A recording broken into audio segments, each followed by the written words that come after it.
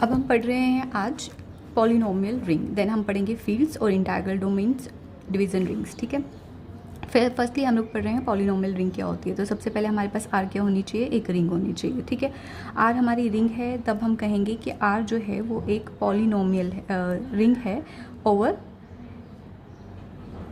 Polynomial, then by a polynomial over R we mean an expression of the form. इस तरह देखो बच्चों, polynomial ring कैसी होती है, रिंग तो छोड़ो, पहले पॉलिनोमियल होता कैसे है, a0 plus a1 x1 a2 plus X का square plus so on plus an x की power n, where a belongs to r। ये जो आपके सारे ai's हैं ये r को बिलोंग करते हैं और आपका n जो है दैट इज़ ग्रेटर देन और इक्वल टू 0। ये हमारे पास होती है पॉलिनोमियल। ठीक है, पॉलिनोमियल फंक्शन होता है ये बेसिकली, और जनरली आप इसको लिख सकते हो summation of a i x की पावर आपने ले लेनी है यहाँ पर i, where i is from 0 से लेके n।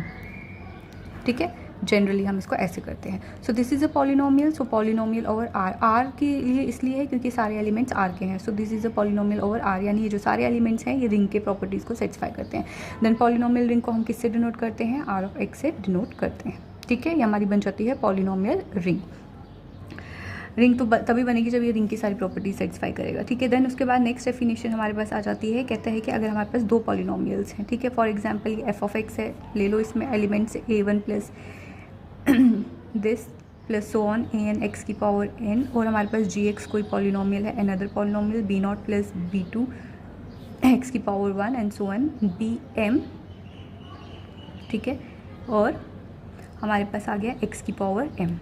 ठीक है, वेयर n और m आपको पता है ये आपके इंटीजर्स हैं ग्रेटर देन 0। ठीक है, और ये आपके a आइज और b आइज जो हैं ये सारे के सारे आपके r जो रिंग है इसको बिलोंग करते हैं। ठीक है, so these are two polynomials over r, हमने ये ले लिया। देन हमें यहाँ पे बताना क्या है, कहते हैं दो पॉलिनोमियल फंक्शंस आपस में इक्वल तभी होंगे अगर हमारे पास इसका nth degree m degree both equal है इन दोनों की। ठीक है, पावर जो भी है ये इक्वल है, और इसमें जो आपके पास ith एलिमेंट है that is equal to, and every element of ai is equal to bi for all i। अगर ये दोनों आपस में इक्वल हैं तो a0 b0 के इक्वल होना चाहिए, a1 b1 के इक्वल होना चाहिए, an bm के इक्वल होना चाहिए, और जो ये आपके नंबर ऑफ एलिमेंट्स हैं सब में ये भी आपस में क्या होने चाहिए, इक्वल होने चाहिए। तब हम कहेंगे कि दो पॉलिनोमियल जो होती हैं आपस में इक्वल होती हैं। ठीक है, देन नेक्स्ट डेफिनेशन हमारे पास क्या आ जाती है, नेक्स्ट डेफिनेशन कहते हैं कि आपने दो पॉलिनोमियल्स को सम कैसे करना है। दो पॉलिनोमियल्स के सम के बारे में आपको बता रहा है, यही आपकी दो पॉलिनोमियल्स है, तो सम हमारे पास क्या होगा, ये देखो पहला एलिमेंट कोफिशिएंट्स जिसके सेम है वही आपके होते हैं आपके ऐड। सो ये आ गया a0 प्लस b0, देन plus a1 plus b1 into x common, plus so on then an plus bn x की पावर। ठीक है, x की पावर यहाँ पर आ जाएगा, जो भी आपका मैं यहाँ पे सो ऑन रखा है फिलहाल यहाँ पे क्योंकि मैंने ये आपका n तक ले लिया है। If nm is not equal तो मे बी nth एलिमेंट इससे पहले है या इनसे डिपेंडिंग ये दोनों इक्वल हैं भी या नहीं है, क्योंकि इक्वल हो भी सकते हैं नहीं भी हो सकते हैं। ठीक है, नाउ दो पॉलिनोमियल्स का प्रोडक्ट एफ एक्स इंटू जी एक्स। ठीक है, तो प्रोडक्ट में आपके पास क्या आ जाएगा बच्चे, प्रोडक्ट में आपके पास क्या आ जाएगा, सबसे पहले है a0 से ये सारा आपका मल्टीप्लाई होगा, उसके बाद a1 से मल्टीप्लाई होगा, फिर a2 से मल्टीप्लाई होगा। सिमिलरली यहाँ पे क्या आ जाएगा, पहला एलिमेंट आ गया a0 इंटू b0। ठीक है, a0 इंटू b0, जब a1 इंटू b1 करोगे ये वाला एलिमेंट तो इसके साथ x आ जाएगा, जब दिस इंटू करोगे इसके साथ भी x आ जाएगा। सो ये दोनों आपस में सेम आ जाएंगे, x वाली टर्म्स कॉमन ले ली, आ गया a0 into b1 plus b0 into a1 into x. Similarly हम आगे भी कर सकते हैं ऐसे, एक्स स्क्वेयर वाली टर्म से एक साथ लिख दी, फिर उसके बाद एक्स क्यूब वाली टर्म से एक साथ लिख दी, एंड सो ऑन आपने लास्ट टर्म भी एक साथ लिख दिया आपने। ठीक है, so this can be written as, आप इस सबको बच्चे क्या लिख सकते हो, दिस इंटू दिस। ये है तो आपके क्या हैं, रिंग को ही बिलोंग करते हैं। इफ मैं डिनोट करूँ इसको c0 से और इसको डिनोट करूँ c1 से, तो x की पावर 1, ये भी आपकी क्या बनेगी, एक पॉलिनोमियल इक्वेशन ही बन रही है। आप इसको जनरली कैसे डिनोट करोगे, समेशन ऑफ सी आई। ठीक है, वेयर या सी आई जो भी नहीं लिखना है, वेयर आपको पता है कि आपका जो सी आपने डिनोट किया है यहाँ पे, सी आई जो डिनोट किया है यहाँ पर, दैट सी आई लेना है या सी के लेना है, that is equal to this thing. This thing this thing this thing this thing and this thing. तो आप इसको क्या लिख सकते हो बच्चे, सबमेशन ऑफ kth एलिमेंट जब आप लोग यहाँ पे, तो ये आ जाएगा आपका summation of A I B J where I plus J is equal to K. क्यों? क्योंकि इस सी के एम को क्या मैंने मान के चली हूँ यहाँ पर आई प्लस जी, ये दो इसमें आ गए ना आपके पास, ठीक है। आपके पास क्या है यहाँ पर बच्चे, देखो ये है पहला है ए नॉट बी नॉट, ठीक है, इसको मैंने सीधे सीधे सी नॉट मान लिया। ये है आपका ए वन बी वन, इसका मतलब है A nought into B one plus B not into A one, one तक ही जा रहा है। फिर उसके बाद सी टू में कौन से एलिमेंट्स होंगे, सी टू में आपके एलिमेंट्स होंगे यहाँ पर A two B two plus A one B one, फिर उसके बाद आ जाएगा plus A two B nought, जो भी पॉसिबिलिटीज़ होंगी इन तीनों एलिमेंट्स को प्रोडक्ट करने के। सिमिलरली इसी तरीके से जो आपका केथ एलिमेंट होगा उसके एलिमेंट्स बेसिकली इस तरीके के होंगे, उसके एलिमेंट्स होंगे ए नॉट इंटू बी के plus A one into B के minus one plus so on, plus last में क्या आएगा, जो भी आपका केथ एलिमेंट है और यहाँ से B naught, this will increase and this will decrease. यही है आपकी वैल्यूज़। देखो ए नॉट ए वन आ रहा है, फिर ये यहाँ पर बी नॉट, लास्ट वाला बी नॉट है तो बी वन आ रहा है, ये डिक्रीज़ हो रहा है बी वाली वैल्यूज़, ए वाली इंक्रीज़ हो रही है। सिमिलरली ए वाली इंक्रीज़ हो रही है, बी वाली डिक्रीज़ हो रही है। तो जनरल वैल्यू इसकी क्या बन गई, दिस टर्म, ठीक है। नाउ हमारे पास एग्जाम्पल ले लेते हैं, हम लोग एग्जाम्पल ले लेते हैं। हमने पढ़ा था गाशियन इंटीजर जिसकी वैल्यूज़ होती हैं ए प्लस आयोटा, भी कम्प्लेक्स नंबर्स ही होता है लेकिन ए और बी आपके क्या होते हैं, वो आपके इंटीजर्स होते हैं।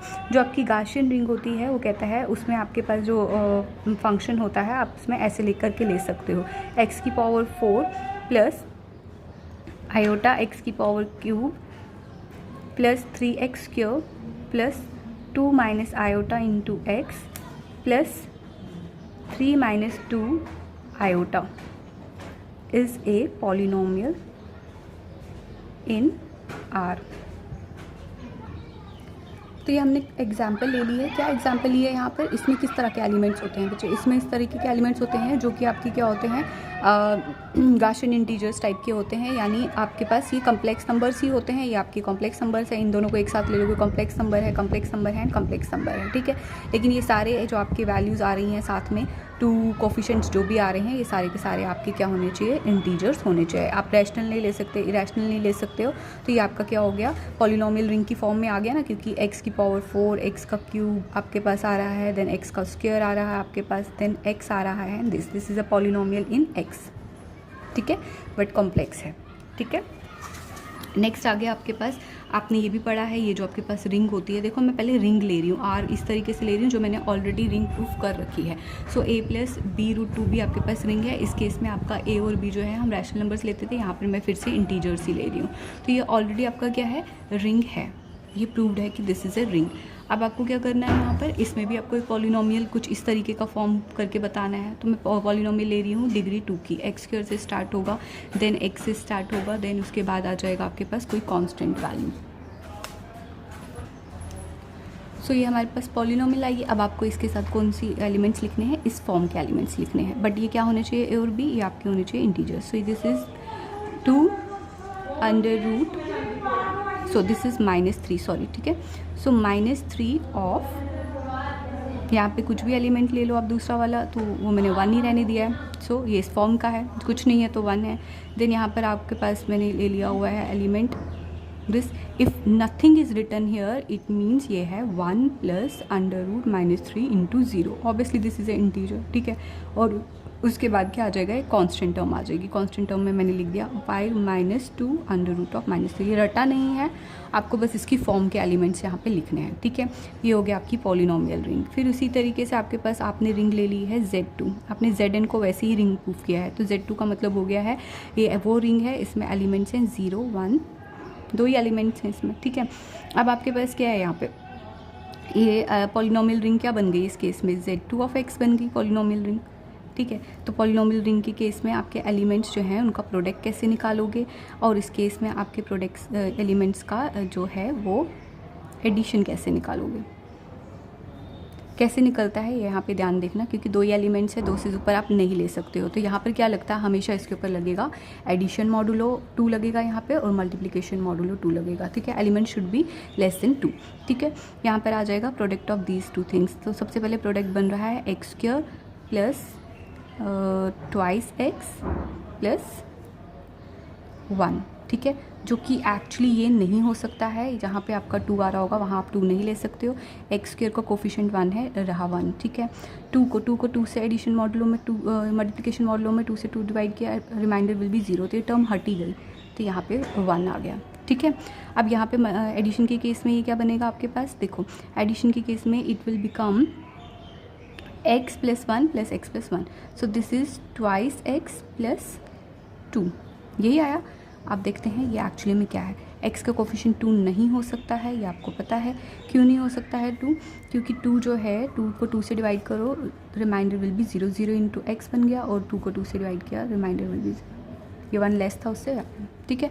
तो इसकी एक्चुअल एडिशन क्या आ गई, 0 आ गई, मल्टीप्लिकेशन क्या आ गई, ये आ गई, ठीक है। इसी तरीके से बच्चे आप किसी और ग्रुप के लिए भी कर सकते हो जो आपके पास है।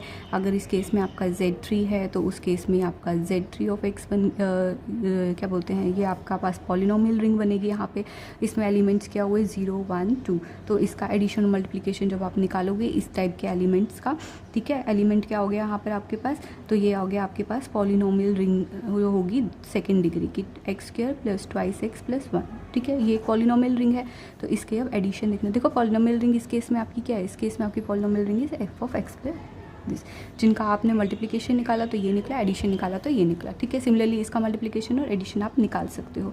Now what you have to prove is main theorem, prove that the ring of polynomial ring जो भी है ये आपकी क्या होती है, this forms a ring, this is a ring under जो है यही जो आपने पॉलिनोमियल्स का एडिशन और पॉलिनोमियल्स का जो मल्टीप्लिकेशन आपने पढ़ा, जो अभी पीछे भी पढ़ा आपने, ठीक है। इधर तो आपके पास ये था, इसीलिए आपने ये लगाया एडिशन मॉडुलो और मल्टीप्लिकेशन मॉडुलो। नॉर्मल रिंग में आप नॉर्मल एलिमेंट्स का लेके कर सकते हो। सो प्रॉपर्टीज़ अंडर एडिशन, सबसे पहले आगे क्लोजर प्रॉपर्टी। इसके लिए आपको 2 पॉलिनोमियल्स लेने पड़ेंगे। f(x) मेरे पास एक पॉलिनोमियल है और g(x) मेरे पास दूसरा पॉलिनोमियल है। ध्यान रखना इसके एलिमेंट्स है a0 × a1 x⁴ + a2 × x⁴2, फिर देन सो ऑन an की x⁴n, ठीक है। gx जो मेरे पास एलिमेंट है that is b0 + b1 x⁴1 + b2 x⁴2 + so on + bn x⁴n, ठीक है। ये आपकी 2 पॉलिनोमियल्स आ गई हैं आपके पास, ठीक है। अब देखो बच्चे इस पॉलिनोमियल में क्या करना है, आपको बताना है जन एडिशन के केस में f(x) + gx, मल्टीप्लिकेशन के केस में भी तो आपको क्लोजर प्रॉपर्टी बतानी है, तो इसका मतलब f(x) × gx, ये भी बिलोंग करना चाहिए इसी पॉलिनोमियल रिंग का, यानी पॉलिनोमियल आनी चाहिए, और ये भी बिलोंग करना चाहिए इसी पॉलिनोमियल रिंग का, यानी ये एक पॉलिनोमियल आनी चाहिए। So moving towards to this, ठीक है। तो हम लोग यहाँ से प्रूफ करके दिखा देते हैं, लेंथी है सो मैं इसलिए इसकी तरफ जा रही हूँ। ये मैंने एक ले ली पॉलिनोमियल रिंग, ये मैंने दूसरी पॉलिनोमियल रिंग, दोनों आपकी पॉलिनोमियल रिंग्स हैं, ठीक है। तो आपके पास बाकी ये जो रियल नंबर्स हैं a0 सारे, a1 a2 ये सारे रियल नंबर्स हैं, ठीक है। रिंग के एलिमेंट्स है, सॉरी रियल नंबर्स नहीं। तो f(x) + gx विल बी कैसे ऐड होता है, जो आपका a0 है, a0 के साथ x वाली टर्म्स एक साथ, x² वाली टर्म्स एक साथ, एंड जो कि अगेन क्या बन रही है आपकी पॉलिनोमियल रिंग ही बन रही है। देन एसोसिएटिव लॉ, आपको 3 पॉलिनोमियल रिंग्स लेनी है और इनका सम निकालना है, जो कि अगेन आपके पास क्या होगी, सेम ही आएंगी, ठीक है।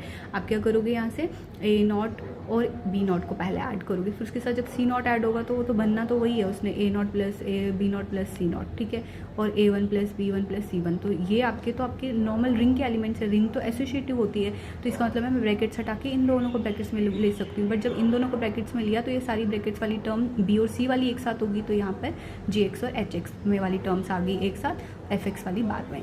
Existence of identity, what will be the identity, polynomial ring 0 of x को मैं लिख सकती हूँ, 0 के साथ सबको मल्टीप्लाई करूँगी तो ये 0 पॉलिनोमियल बन गया, जो कि एक्चुअली डेफिनेशन भी है 0 पॉलिनोमियल। नाउ f(x) में मैं जब 0 पॉलिनोमियल को ऐड करूँगी तो a0 में 0 ऐड होगा तो दैट विल रिमेन a0, तो ये आपका आ गया एग्जिस्टिंग। सिमिलरली आप इन्वर्स के लिए कर सकते हो, ठीक है। What will be the inverse, a0 का इन्वर्स -a0, a1 का इन्वर्स -a1, an का इन्वर्स -an, ठीक है, हो गया। तो अब आपके पास ग्रुप प्रूफ हो गया फिलहाल यहाँ तक। अब कॉम्यूटेटिव प्रॉपर्टी यानी एबिलियन प्रॉपर्टी प्रूफ करते हैं। एबिलियन प्रॉपर्टी में आपको क्या लेने हैं, 2 लेने हैं, f(x) और gx, 2 पॉलिनोमियल ले लिए, दोनों को ऐड कर दो, a0 के साथ b0 हुआ, a1 के साथ b1 एंड सो ऑन। तो अब a0 और b0 जो हैं उनको मैं लिख सकती हूँ ना b0 + a0, क्यों लिख सकती हूँ, क्योंकि a0 और b0 तो रिंग के एलिमेंट्स है, रिंग में तो 2 एलिमेंट्स का जो है वो आप लिख सकते हो ना, क्यों कॉम्यूटेटिव है, तो लिख दिया। जब इनको मैंने इंटरचेंज किया, अब पहला एलिमेंट तो b वाले बने, अब दूसरे एलिमेंट सारे a वाले बने, बट b वाले एलिमेंट्स तो gx के हैं और a वाले एलिमेंट्स सारे fx के हैं, ठीक है।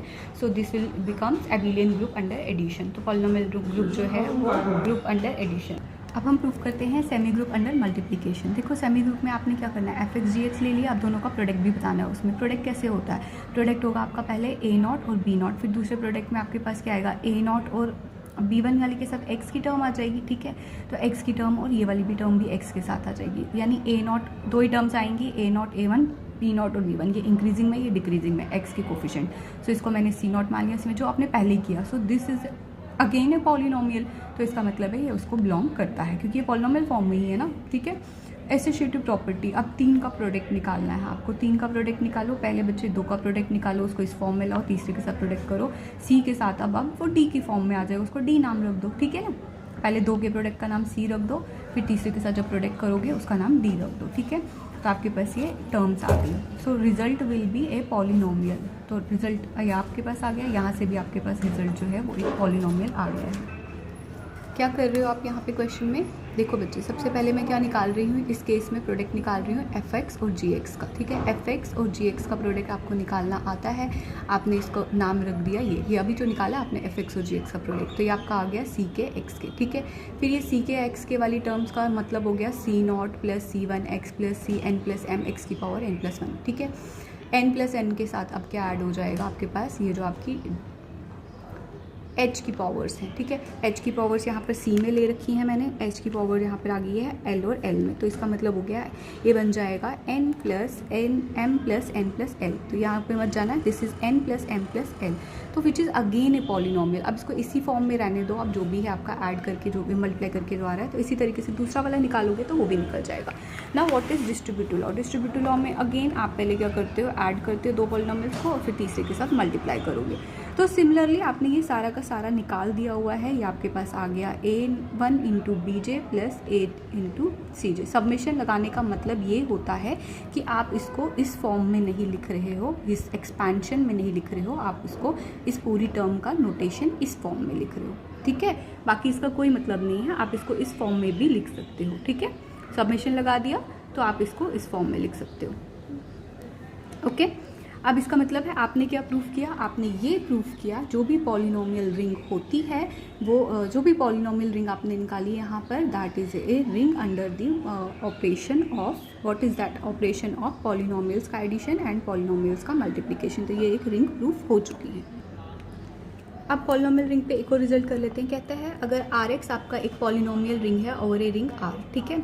ये भी रिंग है पॉलिनोमियल रिंग और ये भी आपका रिंग है, ठीक है। देखो मैं इसको पढ़ने में पॉलिनोमियल रिंग पढ़ रही हूँ, बट बेसिकली आप इसको जनरली क्या पढ़ोगे, this is a polynomial over ring R. तो आर ऑफ एक्स आपकी पॉलिनोमियल रिंग आपको प्रूफ करनी थी, यानी आर के एलिमेंट्स लेती हूँ तो सीधे A1 B2 3 ले सकते, बट आर ऑफ एक्स के एलिमेंट्स लेती हूँ तो मुझे पॉलिनोमियल टाइप के लेने पड़ते हैं। अब कहता है पॉलिनोमियल भी रिंग है और आर भी आपका रिंग है, दोनों ही आपके रिंग दिए हुए हैं। तो कहता है अगर रिंग आपकी कॉम्यूटेटिव होती है तो पॉलिनोमियल रिंग भी कॉम्यूटेटिव होती है, अगर रिंग में यूनिटी होती है तो आपकी जो पॉलिनोमियल रिंग है उसमें भी आपकी यूनिटी एग्जिस्ट करती है, और यूनिटी हमेशा क्या होगी, जो उसकी होगी वही इसकी भी होगी, ठीक है। कहता है सपोज आर आपकी कॉम्यूटेटिव है, तो एफ एक्स जो आपका होगा एक पॉलिनोमियल ले लिया, जी एक्स आपका पॉलिनोमियल, आपको प्रूफ करना है तो इन दोनों का प्रोडक्ट इज कॉम्यूटेटिव, तो एफ एक्स इंटू जी एक्स यही प्रूफ करना है ना। आर तो कॉम्यूटेटिव ऑलरेडी है, A nought into B not, फिर आपको पता है दूसरा क्या आएगा, this A1 A not A1 और B not B1, increasing decreasing, ठीक है। सिमिलरली तीसरे में 3 एलिमेंट्स आने थे एक्स स्क्वायर के साथ, बट आपको पता है every A naught into B naught को आप लिख सकते हो B naught into A naught, क्योंकि ये अकेले दोनों क्या है, रिंग के एलिमेंट्स है, रिंग के एलिमेंट्स कॉम्यूटेटिव हैं, ठीक है। तो यहाँ पे आगे B naught into A naught लिख दिया इनको मैंने, ओके। तो अब but B not into A naught लिखूंगी तो पहले एलिमेंट्स किसके आए, अब पहले एलिमेंट्स आपके आए सारे बी वाले, फिर आए ए वाले, इसका मतलब ये this is G X into F X हो गया कॉम्यूटेटिव। अब यूनिटी की बात करते हैं। अब आर में अगर यूनिटी है और मान लो कोई यूनिटी 1 है, देन आपके पास पॉलिनोमियल रिंग में लिख सकती हूँ इस फॉर्म को, येस पॉलिनोमियल रिंग की फॉर्म में 1 को लिख सकती हूँ, 1 के साथ 1 आ गया प्लस बाकी सबके साथ कोफिशिएंट्स आ गए, एक्स एक्स के उस लेके एक्स एन, बाकी कोफिशिएंट्स के साथ मैंने बाकी के साथ मैंने क्या ले लिया, 0 0 ले लिया, तो वापस से 1 ही बनेगा, लेकिन पॉलिनोमियल की फॉर्म में लिखना इसको पॉसिबल है। बट अब अगर ये यूनिटी जो है इसका यूनिटी एलिमेंट है, तो इसका मतलब एफ एक्स के साथ मैं इसको मल्टीप्लाई करूँ, दोनों को मल्टीप्लाई करूँ तो answer should be F x, कोई फर्क नहीं पड़ना चाहिए, चाहे लेफ्ट से मल्टीप्लाई करूँ चाहे राइट से मल्टीप्लाई करूँ, ठीक है। तो मेरे यहाँ से आगे दिस इंटू दिस, दोनों को मल्टीप्लाई कर दो, सच में कोई फर्क नहीं पड़ेगा, सिर्फ आपकी एलिमेंट कौन सी बचेगी, ए नॉट बचेगी। और प्रोडक्ट में देखो बच्चे ध्यान से देखना, इस प्रोडक्ट ये एडिशन लिखा हुआ है प्रोडक्ट में क्या होता है, प्रोडक्ट में होता है पहले A nought into one via A nought, but दूसरे में आपके पास होता है A nought into B1 and A1 into B nought, ठीक है, ऐसे होता है। तो इसका मतलब हो गया जब इसको इसके साथ मल्टीप्लाई किया ये तो जीरो हो गया, बट जब इसको इसके साथ मल्टीप्लाई किया तो ए वाली टर्म बच गई। सिमिलरली नेक्स्ट में भी जब मल्टीप्लाई करोगे एक एक टर्म बचती जाएगी, सारा कुछ जीरो नहीं होगा, बट सारी टर्म्स जब बच रही हैं ये तो एफ बना रही है, चाहे आपने लेफ्ट से किया चाहे आपने राइट किया, तो ये इसका यूनिटी एलिमेंट हो गया। अब हम नेक्स्ट टॉपिक पढ़ रहे हैं फील्ड्स, और आपने इंटीग्रल डोमेन्स पढ़ना है। उससे पहले आपको पता चलना होना चाहिए कि जीरो डिवाइजर्स क्या होते हैं और विदाउट जीरो डिवाइजर्स क्या होते हैं। मतलब रिंग विद जीरो डिवाइजर्स क्या होता है और रिंग विदाउट जीरो डिवाइजर्स क्या होता है। लेने आपने रिंग ही है, ठीक है, सारा सबका बेस रिंग ही है। रिंग ही होगा तो जाके आपका बुलियन रिंग बनेगा, with some extra property ring होगा तो फिर वो आपका कॉम्यूटेटिव रिंग बनेगा विद एक्स्ट्रा प्रॉपर्टी, कॉम्यूटेटिव वाली प्रॉपर्टी रिंग होगा तो फिर जाके वो इंटीग्रल डोमेन बनेगा। रिंग ही जो होगा वो आगे जाके फील्ड बनेगा, रिंग ही जाके डिवीजन रिंग बनेगा। रिंग होगा उसके बाद आपने बोलना है कि रिंग विद, जैसे यूनिटी कर रहे थे ना तो उसमें यूनिटी एलिमेंट होता था, तो इसीलिए अगर रिंग विद जीरो डिवाइजर्स है तो आपका मतलब है आपको बताना है इसमें जीरो डिवाइजर वाला एलिमेंट है कि नहीं है, ठीक है। सबसे पहले ए हमारा जो है वो रिंग का एलिमेंट है, तो ए हमारा नॉन जीरो लेना जरूरी है। कहता है जो ये आपका नॉन जीरो एलिमेंट है इसी को मैं कहूँगी zero divisor of ring this if there exist and non zero element B not equal to zero, यानी ए भी नॉन जीरो लिया है, इसको मैं जीरो डिवाइजर तब कहूँगी अगर ए और बी दोनों नॉन जीरो है बट उनका product but A into B should be equal to zero, ठीक है। तो ए बन जाएगा जीरो डिवाइजर ऑफ बी, या यूँ कहो B is zero divisor of A. समझ आ गया, ठीक है। दो नॉन जीरो टर्म्स लोगे बट उनका प्रोडक्ट जो है वो जीरो होगा। फॉर एग्जांपल मैं इसमें क्या एग्जांपल लेती हूँ आपको कि कैसे हो गया। ए मैंने एलिमेंट लिया 1 0 0 एंड 0, ये एक नॉन जीरो एलिमेंट है, मैट्रिक्स है। ये आपके पास आ गया 0 0 0 एंड 1, ठीक है। This is also a non zero matrix. A is not equal to zero, B is not equal to zero, ठीक है। But A into B is equal to, product निकाल लो बच्चे, this is equal to zero, ठीक है। इसका मतलब हो गया A is a zero divisor of ring R, ठीक है, और this is a zero divisor of ring R, ठीक है। रिंग क्या ली है आपने यहाँ पे, मैट्रिक्स रिंग ली है, और वो भी 2x2 मैट्रिक्स ली है, ठीक है। तो ये आ गया आपके पास zero divisor. Now what is non zero divisor, कहता है कि कोई आपने नॉन जीरो डिवाइजर तब कहलाता है अगर आपने दो एलिमेंट्स ले लिए सच दैट उनका प्रोडक्ट जो है वो जीरो है, then you have to show that either A is equal to zero और B is equal to zero. तो आप कहते हो कि इस केस में कि आपके पास जो रिंग है वो है without zero divisors, without zero divisors, product zero है तो यहाँ एक एलिमेंट दोनों में से जीरो होगा ही होगा, दोनों भी हो सकता है बट कम से कम एक एलिमेंट जीरो होगा ही होगा। तो इसको कहोगे आप रिंग विदाउट जीरो डिवाइजर्स, इसको कहोगे रिंग विद जीरो डिवाइजर्स, ठीक है। अब इसकी एग्जांपल में आपकी क्या ले सकते हो आपने रिंग ले लिया है इंटीजर्स का, ठीक है। अब बताओ बच्चे इंटीजर्स में क्या होता है, इंटीजर्स में होता है -3 -2 -1, एग्जाम्पल 0 1 2। क्या ये पॉसिबल है इस रिंग में, ये है रिंग विदाउट जीरो डिवाइजर्स, क्या कभी पॉसिबल है कि मैं दो नॉन जीरो इसमें से इंटीजर्स ले लूँ। मान लो मैंने एक नॉन जीरो इंटीजर ले लिया 3 और एक नॉन जीरो इंटीजर ले लिया आपके पास ए ले लिया 3, ये नॉन जीरो है, बी ले लिया आपके पास 2 नॉन जीरो। क्या इन दोनों का प्रोडक्ट कभी भी आपके पास जीरो आएगा, कभी भी नहीं आएगा, ठीक है। देखो इसी का मतलब उल्टा ये भी होता है, if A is non zero B is non zero then their product is also non zero. इसी डेफिनेशन को आप उल्टा इस तरीके से भी पढ़ सकते हो, if A is not equal to zero B is not equal to zero then their product is also not equal to zero, ठीक है। तो वही मैंने यहाँ प्रूफ किया। सो ये जो आपकी रिंग ऑफ इंटीजर्स है, रिंग ऑफ रियल नंबर्स हैं, ये सारे आपके जो नंबरिंग में आएंगे ना, ये सारे आपके क्या होंगे, this will be all ring without zero divisors.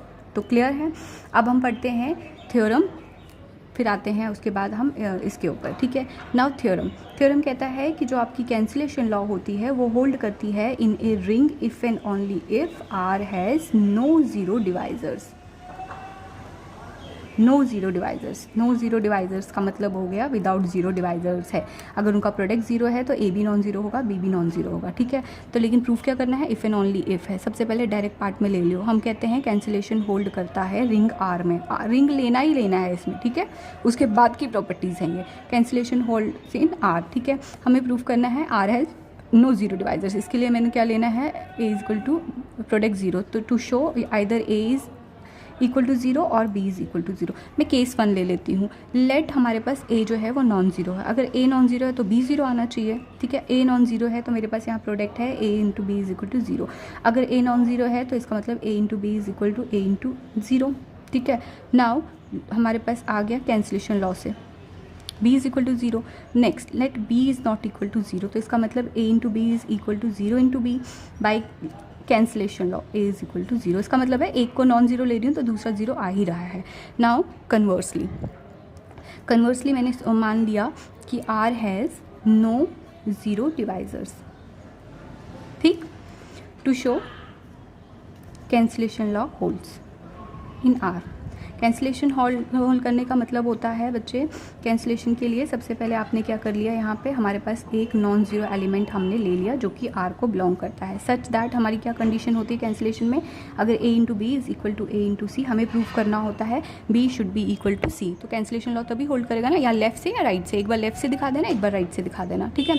तो मेरे पास क्या आ गया, a into B is equal to a into C, और इसमें क्या है, ज़ीरो डिवाइजर्स नहीं है, ये भी याद रखने हैं, ठीक है। अब अगर ये दोनों आपस में इक्वल हैं तो इसका मतलब हो गया a into B minus A into C, किसके इक्वल हो जाएगा, ज़ीरो के इक्वल हो जाएगा। इसका मतलब हो गया a into B minus C is equal to 0, ठीक है। अब ये आपके पास कंसेप्ट वही है, आपके पास इसका ज़ीरो डिवाइजर्स नहीं है। ज़ीरो डिवाइजर्स नहीं होने का मतलब जब भी दो एलिमेंट्स का प्रोडक्ट ज़ीरो होगा, या तो पहला एलिमेंट ज़ीरो है या तो दूसरा एलिमेंट ज़ीरो है। दो एलिमेंट्स का प्रोडक्ट अगर ज़ीरो है तो इसका मतलब either a is equal to 0 और b minus C is equal to 0। But a तो नॉन ज़ीरो एलिमेंट है, a नॉन ज़ीरो नहीं हो सकता, ठीक है। नॉन ज़ीरो इसलिए नहीं हो सकता क्योंकि कैंसिलेशन लॉ में जब भी दो एलिमेंट्स का आप ऐसे सेम वाले लेते हो, ज़ीरो ले लिया तो ज़ीरो के केस में तो ऑब्वियसली आप कुछ भी प्रूफ नहीं कर पाओगे ना कि b और c आपका इक्वल नहीं भी होगा तब भी वो होल्ड करता है। ज़ीरो के केस में तो ज़ीरो इंटू एनीथिंग, चाहे ये 3 हो और 0 इंटू 4 हो, तो ऑब्वियसली ये 0 इज इक्वल टू 0 ही आएगा ना, तो ये इक्वालिटी तो होगी, but 3 is not equal to 4, तो 0 का केस हम ले ही नहीं सकते हैं कैंसिलेशन लॉस में, ठीक है। इसलिए मैंने यहाँ पे क्या लिया, नॉन ज़ीरो लिया। बट अगर ये नॉन ज़ीरो है तो इसका मतलब b minus C is equal to 0, but b minus C 0 का मतलब हो गया b is equal to c। So इसका मतलब हो गया when these two are equal, तो कैंसिलेशन लॉ होल्ड कर रहा है, इसलिए तो b इक्वल टू c आ रहा है। तो ये हमने प्रूफ कर दिया। अब हम बढ़ रहे हैं डेफिनेशन ऑफ इंटीग्रल डोमेन, ठीक है। अभी तक यही है हमारा मेन टॉपिक एंड फील्ड्स, ठीक है। इंटीग्रल डोमेन क्या होता है बच्चे, आर आपको एक रिंग है, ऑलरेडी एक रिंग है, रिंग ही लेनी पड़ेगी। रिंग होने के अलावा ये क्या होनी चाहिए, कॉम्यूटेटिव रिंग होनी चाहिए, ठीक है, यानी commutativity in case of multiplication. Then ring with unity होनी चाहिए, जो हम पीछे करना सीख चुके हैं। यहाँ तक तो यानी हमें सब कुछ पता है। हम रिंग प्रूफ करते हैं, फिर उसको कॉम्यूटेटिव देखते हैं है कि नहीं है, फिर देखते हैं यूनिटी एलिमेंट उसमें है या नहीं है, ठीक है। इसके अलावा अब आपने ज़ीरो डिवाइजर का कंसेप्ट पढ़ा है, तो so R has no zero divisors. Again zero divisors का मतलब हो गया, अगर प्रोडक्ट जीरो है तो इसका मतलब either a is equal to 0 और b इज इक्वल टू 0। पढ़ना ज़रूर, यहाँ पे विद जीरो डिवाइजर्स लिखा है और विदाउट जीरो डिवाइजर्स लिखा है, ठीक है। तो ये हमारे पास आगे ये तीन कंडीशंस अगर सेटिस्फाई होती हैं तो ये आपके पास आ जाते हैं। अब आते हैं इसके एग्जाम्पल्स के ऊपर। सबसे पहले हमने पढ़ा है z जो होती है वो होती है रिंग, कॉम्यूटेटिव रिंग। अब हम ये इसको नहीं कर रहे हैं, आप पीछे लेक्चर्स आप देख सकते हो, यहाँ तक हम सारा चीज़ें प्रूव कर चुके हैं, आर के लिए, जेड के लिए, सब के लिए, ठीक है। So this is A commutative ring with unity, ठीक है।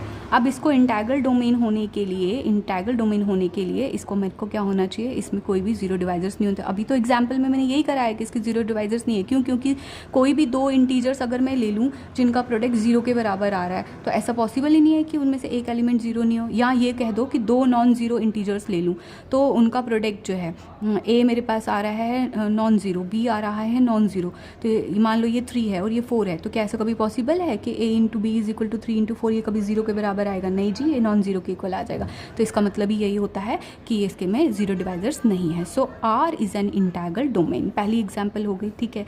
सिमिलरली बच्चे रियल नंबर्स, ये आप प्रूफ कर चुके हो, this is A commutative ring with unity, okay. तो अब इसमें क्या देखना है आपने कि क्या ये इंटीग्रल डोमेन है या नहीं है। सेम कंसेप्ट जो इसके लिए लगा वही लगा कि दो रियल नंबरिंग के केस में इट इज़ मतलब लाइक पहले से पता है, कॉम्प्लेक्स नंबर भी आपका क्या हो जाएगा, इंटीग्रल डोमेन, ठीक है। यहाँ तक ऑलरेडी प्रूफ किया है, जीरो डिवाइजर्स नहीं होंगे। जीरो डिवाइजर्स क्यों? क्योंकि दो का प्रोडक्ट अगर आपका नॉन जीरो आ रहा है तो ऑब्वियसली ए और बी आपका जीरो, इनमें से कोई भी एक एलिमेंट जीरो नहीं हो सकता है, ठीक है। Product is non zero, so these elements are also non zero, या these two elements are non zero, तो इसका मतलब हो गया दिस इज नॉन जीरो। देखो जब मैं नेगेशन में बोलती हूँ ना तो यहाँ और नहीं आता, यहाँ पर आ जाता है सबसे पहले आपको दो नॉन जीरो एलिमेंट्स लेने हैं एंड आ जाता है, तो उनका प्रोडक्ट कभी भी जीरो नहीं हो सकता, नॉन जीरो ही आएगा, ठीक है। अब नेक्स्ट एग्जांपल होगी मैट्रिक्स रिंग। ये आपका आ गया 2x2 मैट्रिक्स ले ली मैंने कोई। मैट्रिक्स रिंग आप ऑलरेडी प्रूफ कर चुके हो, ये रिंग होता है विद यूनिटी, बट ये जो होता है वो कॉम्यूटेटिव नहीं होता है, ठीक है, हो भी सकता है नहीं भी हो सकता है, वो आपकी एग्जाम्पल पे डिपेंड करता है। ठीक है, तो ये आपका जो है इंटैगल डोमेन भी नहीं होता है, नॉट इंटैगल डोमेन। रीज़न बिहाइंड इसमें जो होते हैं, इसमें जीरो डिवाइजर्स, अभी तो मैंने एग्जांपल दी आपको, दी ना आपको, एक मैट्रिक्स मैंने ले ली 1 0 0 0, ठीक है, एक मैट्रिक्स ले ली थी मैंने 0 0 0 एंड 1, तो ये आपका नॉन जीरो है, ये नॉन जीरो है, बट दोनों का जो प्रोडक्ट है that is equal to zero. इस ये तो डेफिनेशन है विद जीरो डिवाइजर्स की। So this is not an integral domain. ठीक है, ये एक एग्जाम्पल आ गई which is not an integral domain. So next example होगी Z6। आपको पता है this is a ring under, in fact सारा कुछ पढ़ा आपने, Zn के लिए सारा प्रूफ कर लिया आपने। सो Z6 इज़ ए रिंग यानी कॉम्यूटेटिव रिंग अंडर या विद यूनिटी। सो यहाँ पर ये कह रहा है कि Z6 जो है वो आपका इंटीजर मॉडुलो 6 में क्या है, आपका है इंटीजर मॉडुलो 6 यानी addition modulo 6 and multiplication modulo, क्योंकि इसके ऊपर कौन सी लगती हैं, ये यही लगती हैं। ठीक है, बाइनरी ऑपरेशंस। तो कहता है कि ये जो है आपका this is an integral domain. No भाई, ये भी नो का एग्जाम्पल है। क्यों? क्योंकि इसमें जीरो डिवाइजर्स हैं। क्यों है जीरो डिवाइजर्स बच्चे? क्योंकि आपने पढ़ा था वहाँ पे कि आप देखो फॉर एग्जाम्पल आपने यहाँ पे निकाला मल्टीप्लिकेशन का केस है ना, मल्टीप्लिकेशन मॉडुलो 6, तो यहाँ के एलिमेंट्स आ गए। Z6 के एलिमेंट्स क्या होते हैं बच्चे? Z6 के एलिमेंट्स होते हैं 0 1 2 3 4 एंड 5, तो यानी इसका एलिमेंट 2 भी है 3 भी है। फॉर एग्जाम्पल यहाँ 2 है और यहाँ पे आपको मल्टीप्लाई करना है 3 के साथ। 2 3 ज़ा 6 होता है, 6 तो 6 से बड़ा है, 6 और 6 का क्या आ गया? 0। 2 is non zero, 3 is non zero, but their multiplication modulo can come 0। तो हो गया ना, ये तो जीरो डिवाइज़र है इसमें, तो ये इंटैगल डोमेन नहीं हो सकता है। सिमिलरली बच्चे जो आपका लास्ट एग्जांपल है दैट इज़ Z5 भी आपका क्या है? कॉम्यूटेटिव रिंग विद यूनिटी होता है ये, लेकिन ये इंटैगल डोमेन है। ये कहता है इस केस में ये इंटैगल डोमेन है। You need to check this. ठीक है, कहता है जब भी आप यहाँ पे क्या लोगे, इस इंटैगल डोमेन में आप A नॉन ज़ीरो लेते हो, B नॉन ज़ीरो लेते हो, तो उनका जो है मल्टीप्लिकेशन मॉडुलो 5 के साथ करोगे, वो कभी भी ज़ीरो नहीं आएगा बच्चे। ठीक है, तो you have to check it. हमने ये बहुत सारे एग्जांपल्स करे हुए हैं पिछली, आप देख सकते हो वीडियोस भी। अब आपको क्या प्रूफ करना है कि जो कॉम्यूटेटिव रिंग होती है विद यूनिटी वो एक इंटैगल डोमेन तभी होती है अगर उसमें कैंसिलेशन लॉ होल्ड करता है। इसका प्रूफ भी बिल्कुल सेम है जो हमने पहले थ्योरम की।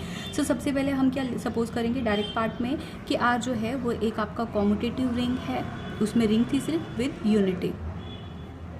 ठीक है, आपको शो करना है to show cancellation law holds. Cancellation law तभी होल्ड करती है अगर हम एक नॉन जीरो एलिमेंट ले लेते हैं, ठीक है, सच दैट उसके लिए ये कंडीशन होल्ड करती है A into B is equal to A into सी।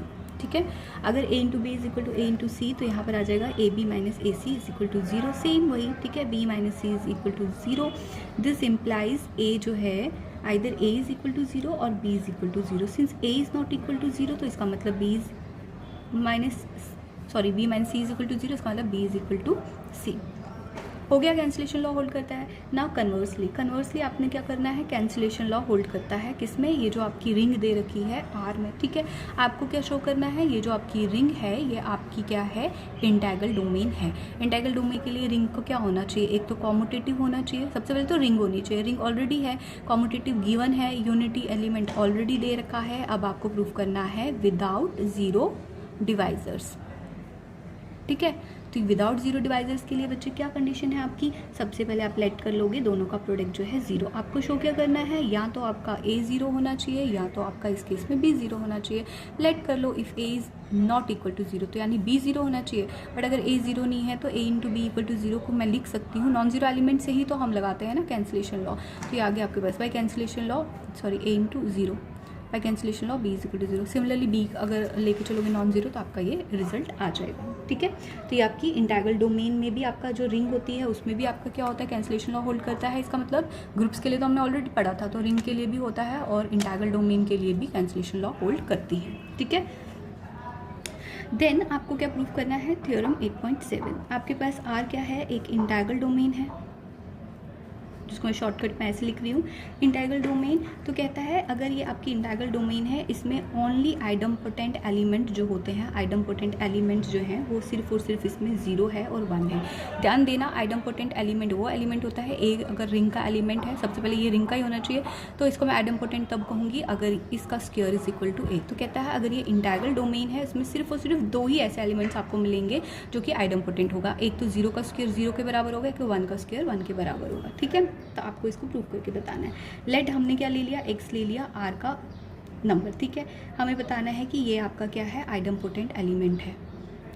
ये आइडम्पोटेंट एलिमेंट है, तो इसका मतलब x की जो भी वैल्यूज़ निकलेंगी वही आपकी क्या होनी चाहिए, 0 और 1 होनी चाहिए। ज़्यादा निकलेंगी तो देख लेते हैं क्या निकलता है। ठीक है, नाउ अगर ये आइडम्पोटेंट एलिमेंट है तो x की फॉर्म क्या हुई, x की फॉर्म हुई बच्चे x square should be equal to x, idempotent है। Now x square minus x is equal to 0, this implies x into x minus 1 is equal to 0। ठीक है, अब ये अगर इंटीग्रल डोमेन है, अब फ़ायदा तो यही लेना है, अगर ये इंटीग्रल डोमेन है तो 2 एलिमेंट्स का प्रोडक्ट अगर 0 है तो इसका मतलब या तो x 0 है या तो x माइनस 1 0 है। ठीक है, तो x 0 आ सकता है और x 1 आ सकता है, 2 ही तो वैल्यूज़ आई। क्लियर? सो हम आ रहे हैं अपने लास्ट के टॉपिक्स पे, that is division ring and field. ठीक है, देखो ये फील्ड है, इसको आप स्क्यू फील्ड भी कह सकते हो, डिवीजन रिंग को ही स्क्यू फील्ड भी बोलते हैं। ठीक है, अब हमारे पास क्या है यहाँ पर, डिवीजन रिंग। कहता है डिवीजन रिंग के लिए आपको सबसे पहले पता होना चाहिए इन्वर्टिबल एलिमेंट क्या होता है। इन्वर्टिबल एलिमेंट वो एलिमेंट होता है बच्चे, अगर ए कोई एलिमेंट है, ठीक है, देन हम कहते हैं कि बी जो है, B is invertible element of, B is an invertible element if A into B is equal to 1 is equal to B into A।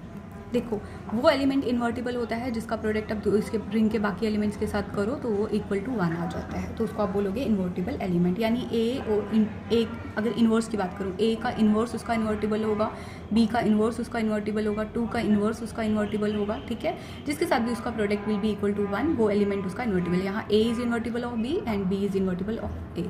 If A is given then B is invertible, if B is given then A is invertible of A. खत्म, ये हो गया invertible element का definition. Just like inverse का case होता है, but inverse आपका addition के केस में भी होता है, but this is in multiplicative inverse कह सकते हो आप। सीधे सीधे इसको मल्टीप्लिकेटिव इन्वर्स एग्जिस्ट अगर करता है तो उसको आप इन्वर्टिबल एलिमेंट कहते हो। ठीक है, now what is division ring. सबसे पहले रिंग की बात कर रहे हो तो ये आपका रिंग तो होगा ही होगा। ठीक है, तो ये सबसे पहले आपके पास डिवीजन रिंग को मैं क्या बोल रही हूँ, डी इज रिंग। रिंग है विद यूनिटी, मैं कॉम्यूटेटिव नहीं बोल रही यहाँ पर। ठीक है, मैं कह रही हूँ D is ring with unity only. ठीक है, unity and every non zero element, या सिंपली आप बोल सकते हो कि ये जो आपकी रिंग विद यूनिटी है, इसमें जो आपका सेट होता है नॉन जीरो एलिमेंट्स का जो होता है, फॉर्म से ग्रुप अंडर मल्टीप्लिकेशन। देखो अभी तक जब आप रिंग पढ़ रहे थे ना, तो आप पढ़ रहे थे कि ये होता है एबिलियन ग्रुप अंडर एडिशन, ये होता है सेमी ग्रुप अंडर मल्टीप्लिकेशन। ठीक है, तो यूनिटी हमने ऑलरेडी पढ़ ली। ठीक है, तो तीसरी प्रॉपर्टी आ गई इसमें। कहता है चौथी प्रॉपर्टी क्या बची, चौथी प्रॉपर्टी तो आपकी सिर्फ इन्वर्स वाली बची ना। तो कहता है इन्वर्स आपने हर एक एलिमेंट का नहीं निकालना है, सिर्फ और सिर्फ जो नॉन जीरो एलिमेंट्स होंगे ना, जो नॉन जीरो एलिमेंट्स होंगे इस सेट में, अगर आप उसका भी आप निकाल देते हो इन्वर्स, तो आपने क्या प्रूफ कर दिया, इसको प्रूफ कर दिया ग्रुप। पहले तो सेमी ग्रुप था ना, semi group under multiplication proof किया, लेकिन सिर्फ और सिर्फ किन एलिमेंट्स के लिए, नॉन जीरो एलिमेंट्स के लिए। अगर आप ये प्रूफ कर देते हो तो वो डिवीजन रिंग प्रूफ हो जाती है। तो यानी डिवीजन रिंग के लिए आपके पास क्या होनी चाहिए, सबसे पहले एक रिंग होनी चाहिए, उस रिंग में क्या होता है, यूनिटी एलिमेंट होनी चाहिए। ठीक है, यूनिटी एलिमेंट होनी चाहिए, या अगर यूनिटी ऐसे याद नहीं रखना तो ऐसे याद रख लो, वो ग्रुप अंडर एडिशन ऑलरेडी होगी, उसमें जो है डिस्ट्रीब्यूटिव लॉ ऑलरेडी होल्ड करता होगा, लेकिन यहाँ पर आपके पास क्या होगा, ग्रुप अंडर मल्टीप्लिकेशन भी प्रूफ करके दिखाओ। सेमी ग्रुप तो ये ऑलरेडी है, सेमी ग्रुप से आपके पास क्लोजर प्रॉपर्टी और एसोसिएटिव लॉ आ गया। यूनिटी इसने ऑलरेडी दे रखा है तो आइडेंटिटी एलिमेंट आ गया, क्योंकि मल्टीप्लिकेटिव में यूनिटी 1 ही होता है ना, आइडेंटिटी एलिमेंट। इन्वर्स के केस में आपको सिर्फ और सिर्फ नॉन जीरो एलिमेंट्स का इन्वर्स बताना है कि एग्जिस्ट करता है। फॉर एग्जाम्पल इसमें जीरो होगा तो जीरो का इन्वर्स निकालने की ज़रूरत नहीं है वहाँ पे। ठीक है, क्योंकि जीरो को आप किसी के साथ भी मल्टीप्लाई कर लो, वो कभी भी आपको 1 के बराबर नहीं देगा। तो इस केस में आपका वो नेगेशन नहीं कहलाएगा, वो आपका डिवीजन रिंग कहला सकता है, उसमें कोई फर्क नहीं पड़ेगा। जीरो अगर प्रेजेंट भी है तो उसका इन्वर्स नहीं निकालना, बट अगर नॉर्मली हम लोग चेक करते तो उसमें हम नहीं, अगर नहीं निकलता तो हम कहते कि भाई नहीं जी, ये तो नहीं है ग्रुप अंडर मल्टीप्लिकेशन। ठीक है, अब आते हैं हमारे पास डेफिनेशन ऑफ फील्ड। अब देखो फील्ड में क्या होता है, आपको कॉम्यूटेटिव रिंग लेनी पड़ती है, ठीक है। So this is a commutative ring with unity, इसको आप कहते हो commutative ring with unity is called field. But commutative को अगर मैं हटा दूं तो ring with unity, ring with is called field if अगर ये प्रॉपर्टी सेटिस्फाई करता है। कौन सी प्रॉपर्टी सेटिस्फाई करता है? अगर ये वाली प्रॉपर्टी सेटिस्फाई करता है जो कि आपके पास है, ठीक है। इसमें मल्टीप्लिकेटिव इन्वर्स एग्जिस्ट करना चाहिए। इसके अलावा अब शॉर्टकट में अगर मैं बोलूँ, एक ही प्रॉपर्टी आपने एक्स्ट्रा इसमें प्रूफ करनी है, दैट इज कॉम्यूटेटिव, बाकी आपने इसको डिवीजन रिंग प्रूफ करना है, ठीक है। तो डिवीजन रिंग के लिए आपने इसको क्या प्रूफ करना है, आपने बताना है कि इसमें क्या होना चाहिए, एक तो यूनिटी एलिमेंट होना चाहिए, एक तो हर एक नॉन जीरो एलिमेंट का मल्टीप्लिकेटिव इन्वर्स एग्जिस्ट करना चाहिए। ये दोनों आप प्रूफ करके बता दो, साथ में आपको इसमें कॉम्यूटेटिव भी प्रूफ करके बताना पड़ेगा। इसमें कॉम्यूटेटिव प्रॉपर्टी नहीं थी, ठीक है, तो यहाँ पे आपको कॉम्यूटेटिव प्रॉपर्टी भी बतानी है। यानी आपने यहाँ ग्रुप अंडर मल्टीप्लिकेशन प्रूफ किया ना, तो ये एबिलियन ग्रुप था अंडर एडिशन, तो ये एबिलियन ग्रुप अंडर मल्टीप्लिकेशन। समझ आ रही है चीज़? तो यानी दो चीज़ इसमें प्रूफ करनी है, abelian group under addition already दे रखा होगा, आपको इसको बस abelian group under multiplication proof करना है। बस याद रखना, आपको इन्वर्स सिर्फ मल्टीप्लिकेटिव इन्वर्स सिर्फ नॉन जीरो एलिमेंट्स का निकालना है। बार बार मैं आपको ये रिपीट करके बता रही हूँ। तो क्या आपको इतना पता चला? Commutative division ring is called field, यानी हर एक फील्ड जो होता है वो डिवीजन रिंग होता ही होता है। So every field is A division ring, ये आप यहाँ पढ़ोगे। Also every field is an integral domain. अब कन्वर्स भी देख लेंगे बाद में कि कन्वर्स जो है इनके ट्रू होते हैं कि नहीं होते। So every field is A division ring, every field is an integral domain, ठीक है। तो हमारे पास अब आते हैं, हम एग्जाम्पल्स के ऊपर आ जाते हैं, ठीक है। अब आते हैं कि ये जो अगर फील्ड है ये डिवीजन रिंग है या नहीं है। तो इसके प्रूफ के लिए बच्चे ध्यान से देखना क्या प्रूफ है। अगर ये फील्ड है तो what is this? It is commutative division ring. तो डिवीजन रिंग तो ये है ही है, बस डेफिनेशन से ही प्रूफ हो गया, ठीक है। अब कन्वर्स देखते हैं, is converse true? Answer is no. यानी is division every division ring field? भाई नहीं हो सकती है, कुछ केसेस में हो भी सकती है, कुछ केसेस में नहीं भी हो सकती है, ठीक है। ज़रूरी थोड़ी है सारी प्रॉपर्टी सेटिस्फाई करेगा, ठीक है।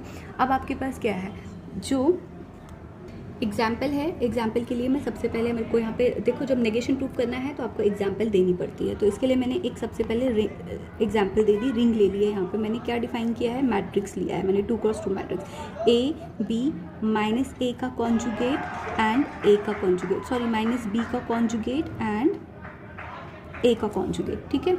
A belongs to complex number, conjugate numbers आते ही कॉम्प्लेक्स नंबर्स के केसेस में है, ठीक है। Now what is conjugate? Conjugate का मतलब होता है अगर ए आपके पास कॉम्प्लेक्स नंबर है, ए आपका इस फॉर्म का है आयोटा वी, तो कॉन्जुगेट हो गया, इमेजिनरी पार्ट इसका चेंज हो जाता है। So this is X minus iota Y, ठीक है। और बी के केस में अगर बी आपका कुछ और है तो आपके पास नेगेटिव भी लगाना है साथ में, और इमेजिनरी का साइन भी चेंज करना है, ठीक है। These are conjugates. अब आपने क्या करना है, आपको प्रूफ करना है, देखना है कि रिंग है कि नहीं है। रिंग पे मैं नहीं जा रही, this is already a ring with unity, ठीक है। प्रूफ क्या करना है, ये एक डिवीजन रिंग तो है बट ये फील्ड नहीं है। तो बच्चे डिवीजन रिंग से एक्स्ट्रा फील्ड में क्या ही होता है, एक्स्ट्रा फील्ड में यही होता है कि वो कॉम्यूटेटिव होता है। कॉम्यूटेटिव मैंने बता देना है, मैट्रिसेस का केस सबसे बेस्ट होता है, वो कॉम्यूटेटिव नहीं होता है इन जनरल, कोई कोई हो भी सकता है बट हमें वैसी एग्जाम्पल ली है जो नहीं है, ठीक है। Now this is a ring with unity, what is the unity element here? Unity element here is 1 0, diagonal element लोगे ना, ठीक है। ये इसका यूनिटी एलिमेंट है, ऑब्वियसली ये इसमें प्रेजेंट भी होगा। 1 का कॉन्जुगेट 1 ही होगा, क्योंकि 1 को आप लिख सकते हो ना, 1 plus iota 0, conjugate will be 1 minus iota 0, कोई फर्क नहीं पड़ेगा। So 1 belongs to this, 0 belongs to this, 0 can be written as 0 plus iota B, 0 का कॉन्जुगेट कर लो, माइनस ले लो, 0 ले लो, कोई फर्क नहीं पड़ेगा। 0 का conjugate will B and negation will be 0। तो यहाँ पे हाँ, ये इस सेट को बिलोंग करता है। हो गया। This is a ring with unity, यहाँ तक हमारा कोई काम नहीं है। सो अगर ये रिंग विद यूनिटी है तो इसमें अब बताना है जो भी इसका नॉन जीरो एलिमेंट होगा, डिवीजन रिंग प्रूफ करना है ना, पहले डिवीजन रिंग होगी तभी तो जाके आपको फील्ड देखना है कि है कि नहीं है। डिवीजन रिंग है ये, ठीक है। इसका मतलब है सिर्फ एक ही चीज़ इसमें प्रूफ करनी रह गई है, रिंग तो प्रूफ हो गई, यूनिटी प्रूफ होगी। अब मुझे सिर्फ बताना है एवरी नॉन जीरो एलिमेंट जो है हैज़ मल्टीप्लिकेटिव इनवर्स। मल्टीप्लिकेशन के केस में इन्वर्स एग्जिस्ट करना चाहिए, बट नॉन जीरो एलिमेंट्स का हमें कोई फ़र्क नहीं पड़ता है, ठीक है। अब आते हैं एवरी नॉन जीरो एलिमेंट हमारे पास क्या आ जाएगा, यहाँ पर हमें सबसे पहले एलिमेंट्स लेने पड़ेंगे। तो सबसे पहले हम ए कोई सेट में लेते हैं एलिमेंट्स। यहाँ पे एक कॉम्प्लेक्स नंबर लेना है तो इसका कॉन्जुगेट यहाँ क्या हो गया, एक्स माइनस आयोटा। यहाँ पर एक कॉम्प्लेक्स नंबर लेना है, इसका कॉन्जुगेट और negation that will be this U minus iota Y, ठीक है। ये आपका ऑब्वियसली एक, और मैंने खुद से माना है ये एक नॉन जीरो, क्योंकि नॉन जीरो होगा तभी इन्वर्स बताना है, नॉन जीरो नहीं है तो इसका इन्वर्स नहीं बताना है, ठीक है। So this is a non zero element. इसका मतलब हो गया जो आपने ये एलिमेंट्स लिखे X U V Y, they are all non zero, ठीक है, तभी ये नॉन जीरो होगा। तो ये आपके पास आ गया नॉन जीरो। अब हम निकालते हैं इसके आगे, इसका हमें इन्वर्स निकालना है। सबसे पहले हमें इन्वर्स, हमें पता है ए इन्वर्स मैट्रिसेस के केस में is equal to adjoint of A divided by mod of A, ठीक है। मॉड ऑफ ए निकालना पड़ता है, अगर ये नॉन जीरो है तब इसका इन्वर्स निकलता है, अदरवाइज इसका इन्वर्स नहीं निकलता। तो सबसे पहले मॉड ऑफ ए निकालते हैं। तो मॉड ऑफ ए इस केस में क्या आ जाएगा, दिस इंटू, कैसे निकलता है mod, this into this minus this into this. So this will give you, सारा सॉल्व करने के बाद X square plus Y square plus U square plus V square. ये तो नॉन जीरो है सारी टर्म्स, तो इसका मतलब है नॉन जीरो ही आएगा। अब चलो ये इतनी बड़ी टर्म है, इसका नाम मैंने क्या रख दिया, के रख दिया, जो भी आंसर आया वो नॉन जीरो है, के नाम रख दिया। अब आते हैं नेक्स्ट हमारे पास एडजॉइंट ऑफ ए निकालने के लिए। एडजॉइंट ऑफ ए बच्चे होता क्या है, adjoint of A is equal to transpose of cofactors of the matrix A. What is cofactor, cofactor आप कैसे निकालते हो, देखो इसका कोफैक्टर कैसे निकलता है, दिस रो और इसका कॉलम हटा दो, ये इसका कोफैक्टर है, ठीक है। इसका कोफैक्टर क्या है, दिस लेकिन विद सिग्नेचर, ठीक है। तो इसका मतलब हो गया कोफैक्टर निकालते हैं। अभी एक निकाल के ठीक से दिखाती हूँ, cofactor of X plus iota Y, ठीक है। आपको ये याद रखना है, दिस इज, यहाँ प्लस का साइन होता है, यहाँ माइनस का साइन लगता है, यहाँ पे आपका माइनस का साइन एंड यहाँ पे प्लस का साइन, यही होता है ना ऑल्टरनेट साइंस। तो cofactor of X plus Y is equal to rows और कॉलम्स को हटा के this is positive of this thing, this is X minus iota Y. Now cofactor of U plus iota V, so ये हटेगा ये हटेगा। सबसे पहले तो इसका नेगेशन लगेगा, ठीक है। This is minus of this term, minus of this term, this will be minus minus plus U minus iota V, U minus iota V. तो इसी तरीके से बच्चे हमारे पास कोफैक्टर्स सारे क्या निकलेंगे, cofactors of this A will be equal to the matrix this. क्या निकला, पहले का निकला एक्स माइनस आयोटा वाई, इसका निकला U minus iota V. Similarly third का निकालोगे तो मेरे पास आएगा minus of U minus iota V, third next का आएगा X minus iota Y. Now what is adjacent, adjacent तो इसका transpose means rows and columns interchange होती हैं। So this is equal to X minus iota Y, this will be minus U minus iota V, sorry I guess मैंने यहाँ पे क्या कर दिया है, this into negative of this is this, sorry this is plus, ठीक है। तो ये हो गया आपके पास माइनस ऑफ दिस थिंग, ये आ गया यू माइनस आयोटा वी, ठीक है, and this is x plus, obviously this is plus, ठीक है। क्यों, क्योंकि ये हटेगा, यहाँ पर ये चीज़ आएगी एक्स प्लस आयोटा वाई। ये आ गया इसका adjoint of A, this divided by this, ये आपका इसका इन्वर्स आ जाएगा। ऑब्वियसली हर एक एलिमेंट का इन्वर्स एग्जिस्ट करेगा, and this is a complex number divided by some real number, तो वो आप इससे कम्प्लेक्स नंबर ही बनेगा। तो ये आपके पास आ गया इन्वर्स, ठीक है। तो इसका मतलब है हर एक नॉन जीरो एलिमेंट का मल्टीप्लिकेटिव इन्वर्स निकल रहा है। इसका मतलब ये जो भी मैंने रिंग डिफाइन की है, this is A division ring, ठीक, ये एक डिवीज़न रिंग है। बट जो मैं कह रही हूँ R is not a field, not a field होने के लिए क्या मतलब हो गया, क्योंकि आर इज़ नॉट कॉम्यूटेटिव नहीं है, ठीक है। एक यही एक्स्ट्रा प्रॉपर्टी होती है इसमें। अब मैं कह रही हूँ कि ये कॉम्यूटेटिव नहीं है, इसके लिए मुझे क्या करना है, प्रोडक्ट निकालना है। प्रोडक्ट निकाल रही हूँ, सबसे पहले दो मैट्रिसेस ले लेने हैं, किस फॉर्म के, इसी फॉर्म के। मैंने दो मैट्रिसेस ले लिए, ठीक है। एक मैट्रिक्स ले लिया है मैंने यहाँ पर, एक मैट्रिक्स मैंने डिफाइन किया है 0 -1 1 and 0, B is equal to iota 0 0 and minus iota, both are complex numbers, you can see that, ठीक है। ये दोनों आपके क्या हैं, कॉम्प्लेक्स नंबर्स ही हैं जो आपको क्वेश्चन में दे रखा था। वीयर आपके ये जो बीच के एलिमेंट्स हैं सारे के सारे आपके क्या हैं, कॉम्प्लेक्स नंबर्स हैं। 0 can be written as 0 plus iota Y, 1 can be written as 1 plus iota 0, ठीक है। अब निकालते हैं a इंटू बी और निकालते हैं b into A, this equal to, अब a इंटू बी निकालो और b इंटू ए निकालो। Now this into this will give you 0 plus 0, actually this into this will give you 0 plus minus iota, ठीक, which will give you 0 and minus iota. एक element मिल चुका है। Now this is minus iota plus 0, this is 0 plus 0, so answer is minus iota and 0। ये a into B निकला है। Now b into A means this into this, यानी iota into 0 plus 0 into 1, 0, first element is 0। Now iota into 1 iota and 0 into 0 is 0 which is positive iota. बच्चा यहीं पर आपको पता चल गया कि बोथ आर नॉट इक्वल, ठीक है।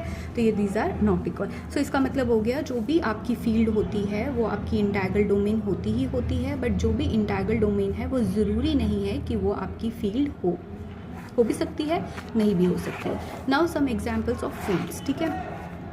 तो हम फील्ड के लिए भी कुछ पढ़ लेते हैं। फील्ड के लिए एक्स्ट्रा आपके पास क्या है, आपके पास एग्जाम्पल 1 में है, ठीक है, सेट ऑफ रियल नंबर्स। सबसे पहले देखो जो सेट ऑफ रियल नंबर्स होता है वो एक रिंग होती ही होती है, रियल नंबर्स, ठीक है। रिंग है, यूनिटी है, ठीक है, और आपके पास कॉम्यूटेटिव प्रॉपर्टी भी है।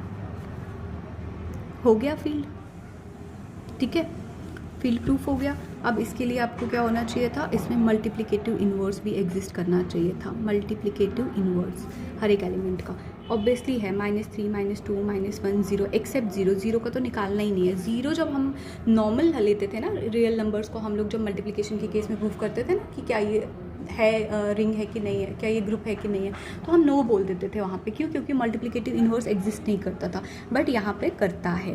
यहाँ पर आपका multiplicative inverse non zero elements का निकालना है, तो यहाँ पर आ जाएगा 2 का -2 1/2, ठीक है। 0 के अलावा बाकी सबका है यहाँ पे, तो 0 का तो चेक ही नहीं करना है, नॉन जीरो एलिमेंट्स का ही चेक करना है। So this is a field. I hope आपको अंडरस्टैंड हो गया है। Now second example complex fields, ये ऑलरेडी रिंग है, प्रूफ कर चुके हैं हम लोग। यूनिटी एलिमेंट भी है भाई इसमें, ओके। देन उसके बाद आपके पास इन्वर्स तो सबका ही एग्जिस्ट कर रहा था इसमें, एडिशन के केस में। मल्टीप्लिकेटिव में नॉन जीरो एलिमेंट्स का भी करेगा क्लियरली, एंड देन कॉम्यूटेटिव भी है ये, तो ये फील्ड प्रूफ हो चुका है क्लियरली, ठीक है। अब आते हैं, ज़रूरी नहीं है हर एक हो, थोड़ा दिमाग भी लगाना अपना, ठीक है। अब है set of integers. Set of integers आपका जो है वो रिंग है, ठीक। उसके बाद जो सेट ऑफ इंटीजर्स है वो आपका, उसमें यूनिटी भी प्रेजेंट होता है, क्लियर। सेट ऑफ इंटीजर्स आपका कॉम्यूटेटिव भी होता है, क्लियर। इसमें क्या चीज़ है जो नहीं हमारी सेटिस्फाई नहीं हो रही है, तो मैं बताती हूँ यहाँ पे क्या सेटिस्फाई नहीं हो रही है। सेटिस्फाई यहाँ पे ये नहीं हो रही है क्योंकि ये एक्चुअली में इंटैगल डोमेन भी नहीं है। जब ये इंटैगल डोमेन ही नहीं है तो ये फील्ड कैसे होगी, क्योंकि every integral domain is a field. जब ये इंटैगल डोमेन नहीं है तो कोई तो इंटैगल डोमेन की ये प्रॉपर्टी सेटिस्फाई नहीं करता होगा, वो भी रिंग होती है, विद यूनिटी होती है। कॉम्यूटेटिव का तो ज़रूरी नहीं है कि है या नहीं है, कॉम्यूटेटिव तो है ही, यहाँ पे कॉम्यूटेटिव फील्ड में ज़रूरी है, इंटैगल के लिए नहीं है, बट मल्टीप्लिकेटिव इन्वर्स ज़रूरी है। तो मल्टीप्लिकेटिव इन्वर्स बच्चे क्या होता है, मल्टीप्लिकेटिव इन्वर्स इस केस में आपका एग्जिस्ट नहीं करता है। क्यों? क्योंकि अब आप इंटीजर्स की बात कर रहे हो। रियल नंबर्स में तो मैंने 2 का बता दिया 1/2 है, बट इसमें भी तो, इस केस में भी तो 2 का 1/2 है, but 1/2 is not N integer. अब 2 का इन्वर्स 1/2 इसमें एग्जिस्ट नहीं करता, रियल नंबर में करता था, इसमें नहीं करता। So this is not an integral domain, so this is not a field, क्योंकि मल्टीप्लिकेटिव इन्वर्स जो है वो एग्जिस्ट नहीं करता, एक्सेप्ट 1 का मल्टीप्लिकेटिव इन्वर्स 1 ही हुआ, -1 का मल्टीप्लिकेटिव इन्वर्स -1 ही हुआ। 0 का निकालना नहीं है, 2 का लेकिन 1/2 होना था, वो इसमें प्रेजेंट नहीं है, सो रॉन्ग।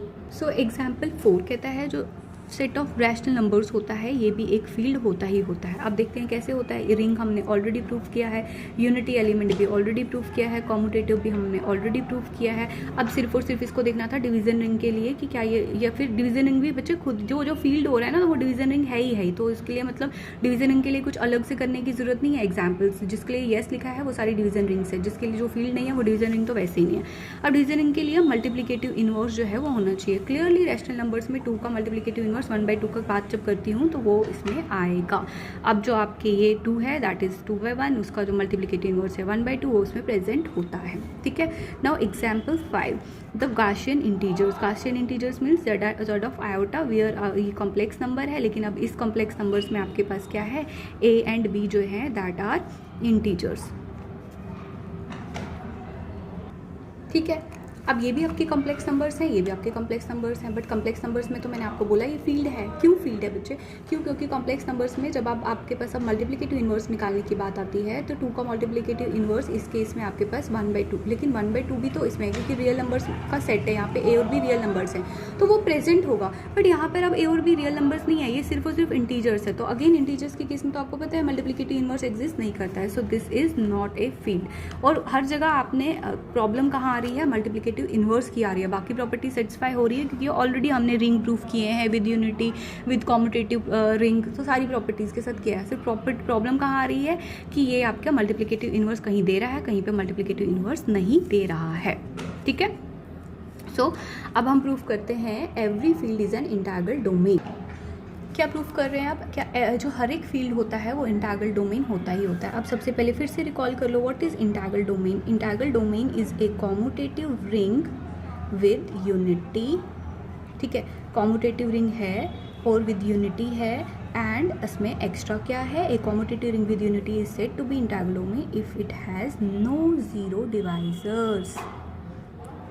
ठीक है, अब हमें क्या प्रूफ करना है, हमें दिया हुआ है एक फील्ड है तो बच्चे क्या क्या होगा, ये रिंग तो होगी। ठीक है, और साथ में ये कॉम्यूटेटिव भी होगा ही होगा, फील्ड है ना। ठीक है, और ये आपकी कॉम्यूटेटिव डिवीजन रिंग है। डिवीजन रिंग का मतलब हो गया इसमें यूनिटी एलिमेंट है और इसमें मल्टीप्लिकेटिव इनवर्स एग्जिस्ट करता है, बट मैं लिख नहीं रही यहाँ पे, but it means every non zero element का, हर एक एलिमेंट का नहीं, सिर्फ और सिर्फ नॉन जीरो एलिमेंट्स का। रिंग है तो इसका मतलब रिंग वाली प्रॉपर्टी हो गई। इंटीग्रल डोमेन प्रूफ करना है ना इसको, तो इंटीग्रल डोमेन प्रूफ करने के लिए रिंग आ गया, रिंग ही लेनी है हर जगह। यूनिटी एलिमेंट भी है, कॉम्यूटेटिव भी है। आपको सिर्फ और सिर्फ क्या प्रूफ करना है, this has no zero divisors. तो नो जीरो डिवाइजर्स के लिए आपको पता है आपको क्या लेना पड़ता है, हमें लेना पड़ता है for elements A B in R this ring, हमें ए इंटू बी लेना है 0। We have to prove that either A is equal to 0 और बी इज इक्वल टू 0। ठीक है, अब देखो, अब फील्ड में आपके पास एक्स्ट्रा क्या है, जो भी नॉन जीरो एलिमेंट होगा उसका मल्टीप्लिकेटिव इनवर्स एग्जिस्ट करेगा ही करेगा। अब मैं उल्टा मान के चलती हूँ, मेरे को तो प्रूफ एक्चुअली में ये करना है कि either A is equal to 0 और B is equal to 0, but मैं मान के चली कि let A is not equal to 0। अगर ए नॉन जीरो एलिमेंट है तो ये फील्ड है तो इसका मल्टीप्लिकेटिव इनवर्स एग्जिस्ट करेगा, तो इसका मतलब है ए इनवर्स एग्जिस्ट करेगा और ये आर को बिलोंग करेगा। ठीक है, अब एग्जिस्ट अगर कर रहा है ए इनवर्स तो इसका मतलब होता है जब भी A into B is equal to 0 I can multiply both sides by A inverse. ठीक, इससे क्या फ़र्क हुआ, रिंग है, एसोसिएटिव लॉ लग गया, A inverse into 0 is 0, this is identity. जबकि आप यहाँ पे इसको सीधे 1 लिख सकते हो क्योंकि मल्टीप्लिकेटिव इनवर्स है ना, दिस इज डायरेक्टली 1। ठीक है, b इज इक्वल टू 0, यानी जब आपने a को नॉन जीरो लिया तो b 0 आ गया। इसी तरीके से जब आप b को नॉन जीरो लोगे तो आपका b इनवर्स एग्जिस्ट करेगा, है ना, मल्टीप्लिकेटिव इनवर्स एग्जिस्ट करेगा, उस केस में a 0 आ जाएगा। तो इसका मतलब है हर एक फील्ड जो होता है वो आपका इंटीग्रल डोमेन होता ही होता। अब बताओ क्या वे कन्वर्स ट्रू है इसका? कन्वर्स जो होता है इज एवरी, जब भी आएगा विद कन्वर्स ही आएगा सारे question, is every integral domain a field? ठीक है, आंसर इज नो। इसके लिए फिर एग्जाम्पल देना पड़ेगा। एग्जाम्पल आ गया z में आपके एलिमेंट्स हैं -3, -2, -1, 0, 1, 2। रीज़न बिहाइंड, ठीक है, कि सबसे पहले देखना है क्या z जो है वो एक इंटीग्रल डोमेन है। इंटीग्रल डोमेन के लिए रिंग जी मैं प्रूफ कर चुकी हूँ, यूनिटी ऑब्वियसली है, 1 प्रेजेंट है इसमें, उसके बाद कॉम्यूटेटिव, ऑब्वियसली नंबर्स जो होते हैं वो कॉम्यूटेटिव होते हैं, ठीक है, इंटीग्रल डोमेन के लिए। और साथ में चाहिए था zero divisors, has no zero divisors. Obviously इसमें ज़ीरो डिवाइजर्स नहीं होते, केस वही आ जाएगा। अभी अपने एग्जाम्पल में भी जेड के साथ ही पढ़ा था। क्यों? कि जब भी आप दो नॉन ज़ीरो एलिमेंट्स लोगे उनका प्रोडक्ट कभी भी ज़ीरो नहीं आता है भाई, एक दोनों में से एक का ज़ीरो होगा ही, तो तभी तो वो ज़ीरो के बराबर आएगा। तो ये भी इसमें है। अब फील्ड प्रूफ करना है भाई इसको। फील्ड के लिए क्या क्या चाहिए था? रिंग चाहिए था, रिंग है। यूनिटी एलिमेंट चाहिए था, वो है। कॉम्यूटेटिव लॉ चाहिए था, वो है, ठीक है। अब लेकिन इसका जो लास्ट पार्ट है that is every non zero element has a multiplicative inverse. नहीं है भाई, हर एक का नहीं है। ज़ीरो का हमें नहीं निकालना है, बट वन का तो वन ही है, तो ठीक है। -1 का -1 ही है, इसका भी एग्जिस्ट किया, इसका भी एग्जिस्ट किया। बट 2 का जो है वो -2 है, बट अब -2 इसमें प्रेजेंट, 1/2 इसमें प्रेजेंट नहीं है भाई। क्यों? क्योंकि ये इंटीजर्स है, सीधे 1 से 2 को जाएगा, बीच के एलिमेंट्स आर नॉट इंक्लूडेड, ठीक है। So this is not a field. तो इसका मतलब एवरी इंटीग्रल डोमेन जो है वो फील्ड नहीं होगा। अब बच्चे यहाँ से मैं आपको एक चीज़ बताना चाहूँगी, यहीं से जो नेक्स्ट थ्योरम है हमारी, वो लास्ट थ्योरम है। आपने ये चीज़ नोटिस किया, ज़ीरो का हमें निकालना नहीं, -1 का निकल रहा है, 1 का भी निकल रहा है, ठीक है। फिर जब मैं आगे को बढ़ रही हूँ यहाँ से और यहाँ से, यानी 2 का इन्वर्स निकाल रही हूँ तो नहीं निकल रहा। इसका मतलब है अगर मैं सबसेट ले लूँ, अगर सबसेट ले लूँ तो शायद ये पॉसिबल है, यानी फाइनाइट सेट ले लूँ, ठीक है ना, कोई फाइनाइट नंबर ऑफ एलिमेंट्स ले लूँ, तो वही एलिमेंट्स चुन के लूँ कि जिनके आपके मल्टीप्लिकेटिव इन्वर्सेस निकल सकते हैं। तो उस केस में जो इंटीग्रल डोमेन होगा वो आपका फील्ड भी हो सकता है। क्या समझे आप यहाँ से कि कोई अगर फाइनाइट सेट ले लेते हो और वो इंटीग्रल डोमेन है तो वो फील्ड होगा ही होगा, ठीक है। तो यही हमारी अगली थ्योरम बन गई, a finite integral domain is a field. यानी अब आपको फाइनाइट नंबर ऑफ एलिमेंट्स लेके दिखाने हैं। कहता है अगर आप फाइनाइट ले लेते हो फिर वो इंटीग्रल डोमेन जो है वो फील्ड बन सकता है। सो प्रूफ, जब तक यह फाइनाइट वर्ड नहीं लिखा है तब तक इसका आंसर नो है। जैसे इसमें फाइनाइट वर्ड लिखोगे आप इसका आंसर जो है वो प्रूफ जनरल निकाल सकते हो, ठीक है। सो इसको याद रखना वहाँ पे, ऐसा ना हो कि यहाँ पे फाइनाइट लिखा ही नहीं और आप लोग यही प्रूफ करके आ जाओ, ठीक है। यहाँ फाइनाइट जब तक नहीं लगेगा तब तक ये प्रूफ वैलिड नहीं है। सो हमने क्या ले लिया? आर ले लिया हमने, एक फाइनाइट इंटीग्रल डोमेन, ठीक। इंटीग्रल डोमेन है, फाइनाइट है, यानी इंटीग्रल डोमेन है तो रिंग है, रिंग विद यूनिटी है, कॉम्यूटेटिव रिंग भी है, और साथ में हैज़ नो ज़ीरो डिवाइजर्स, ठीक है। तो आपको क्या शो करना है? To show F is field, हमें सिर्फ और सिर्फ ये बताना है कि every non zero element has multiplicative inverse.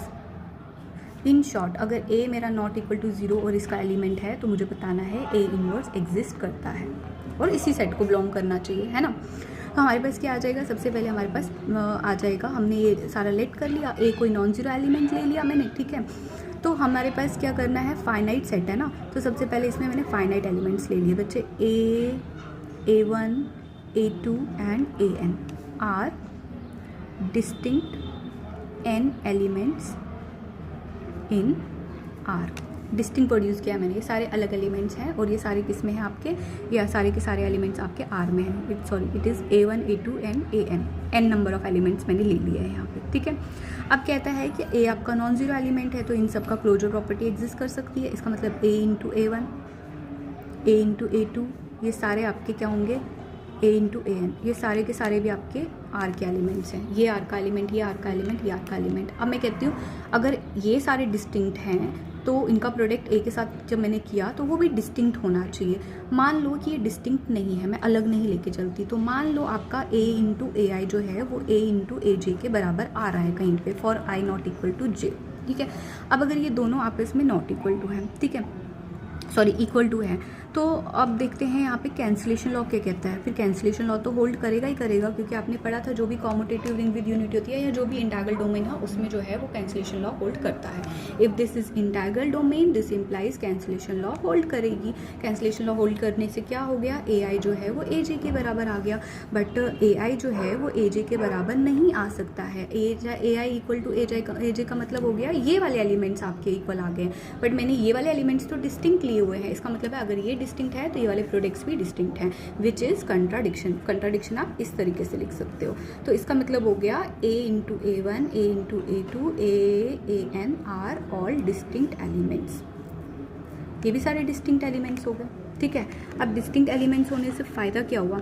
Distinct elements होने का मतलब हो गया टोटल नंबर ऑफ एलिमेंट्स यही हैं जो हैं भाई, जो भी हैं वो यही एलिमेंट्स हैं। अब इतना तो मुझे पता है ये रिंग विद यूनिटी है, तो 1 इसका एलिमेंट हुआ।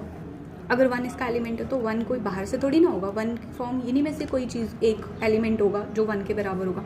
इसका मतलब है a इंटू ए आई, कोई भी एक एलिमेंट, मुझे नहीं पता फर्स्ट वाला सेकेंड वाला जो भी है, बट कोई भी एक एलिमेंट जो है वो 1 के बराबर होगा।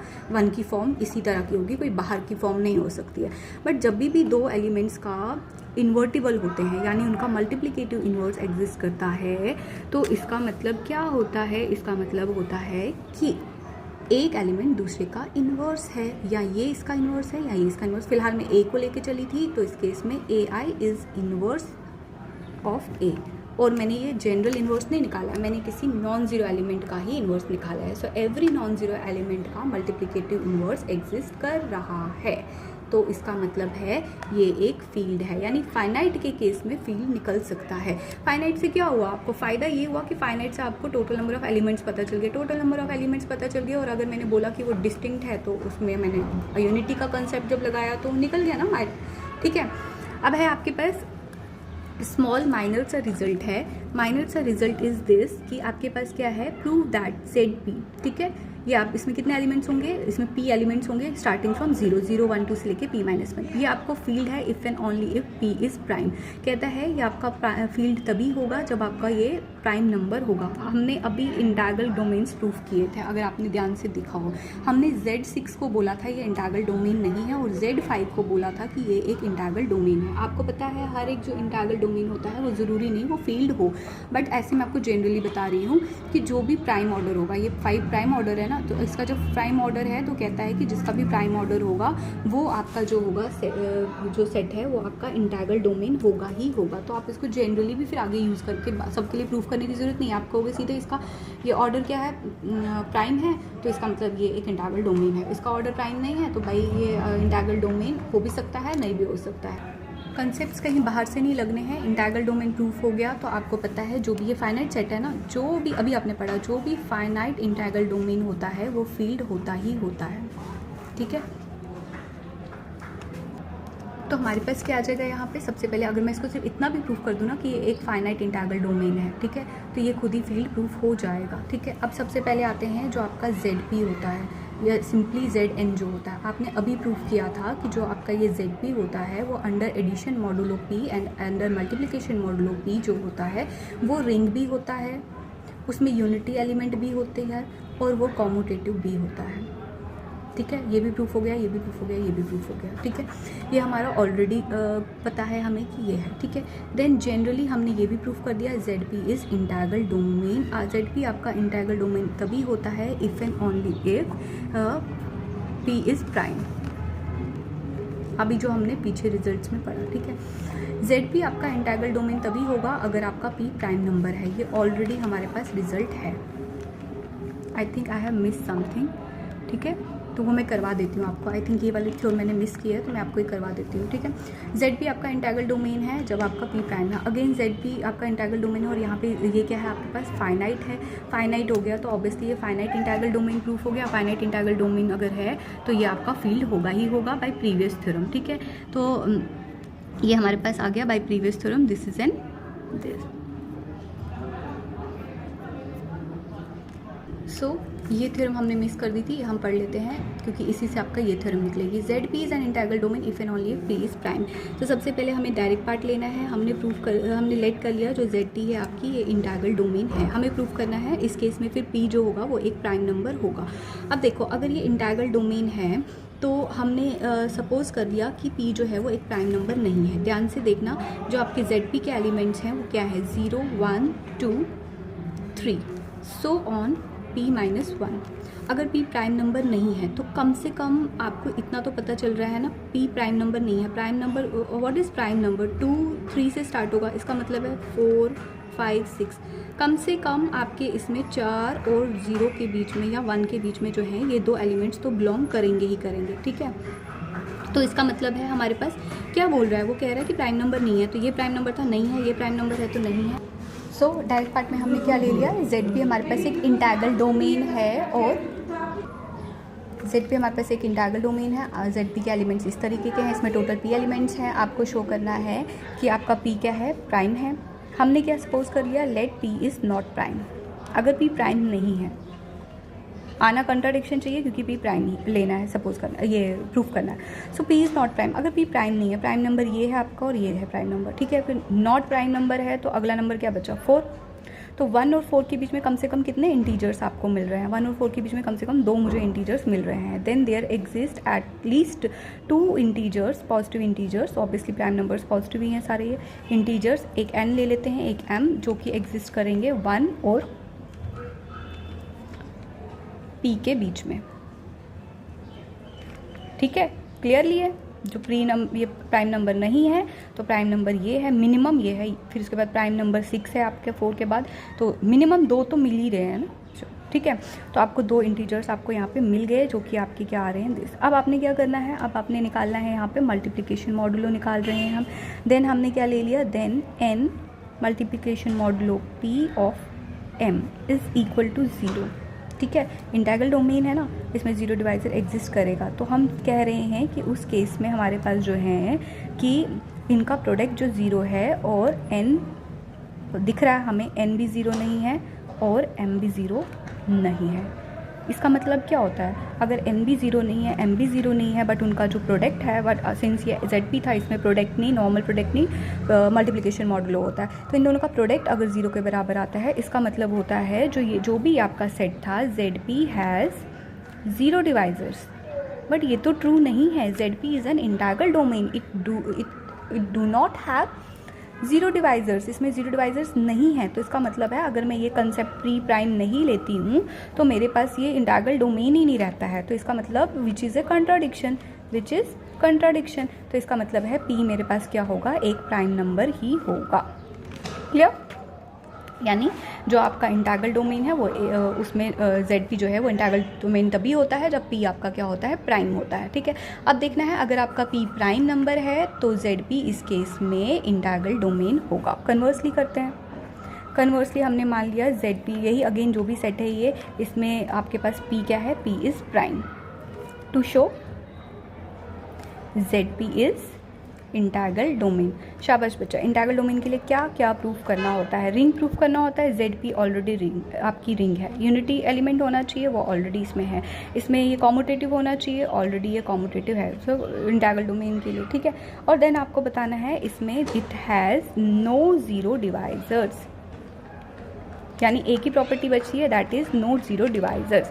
यानी आप क्या करोगे इसमें, अगर आपने 2 नॉन ज़ीरो एलिमेंट्स लिए तो उनका प्रोडक्ट भी नॉन ज़ीरो बताना है, या अगर आपने 2 का प्रोडक्ट 0 के बराबर लिया है तो आपने बताना है उनमें से कम एक एलिमेंट जो है वो 0 के बराबर होगा ही होगा, ठीक है।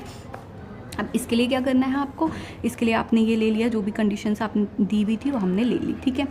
अब हम लेते हैं let n and m belongs to ZP, ठीक है, such that n multiplication modulo p m is equal to 0। To show, क्या शो करोगे आपको शो करना है then either n is equal to 0 और m इज़ इक्वल टू 0 होना ही होना चाहिए। अब ये दोनों इस सेट को बिलोंग करते हैं और दोनों का जो प्रोडक्ट है दैट इज़ इक्वल टू 0 मैंने ले लिया है। अगर ये प्रोडक्ट 0 के बराबर है तो आपको पता है कि आप क्या करते हो, इनको नॉर्मल प्रोडक्ट करते हो ना, है ना। It means n into M divided by p, इसका जो भी आपका लीस्ट रिमाइंडर आता है वही इसकी वैल्यू होती है, राइट।